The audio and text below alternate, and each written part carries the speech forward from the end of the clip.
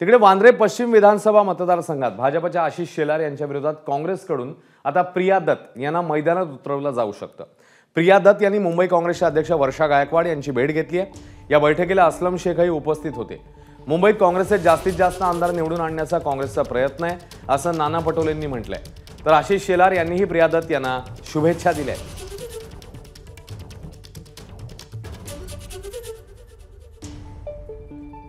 मी कुठलीही प्रतिक्रिया देणार नाही। सगळ्यांना शुभेच्छा। लोकशाहीचा महोत्सव आहे। मी कुठल्या नावाबद्दल बोलणार नाही। पहिलं मला तिकीट मिळू द्या, मग समोरच्यांचं बघूया।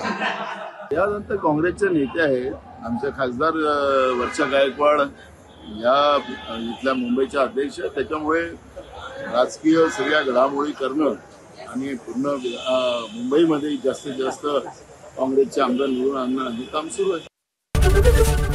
एबीपी माझा, उघडा डोळे बघा नीट।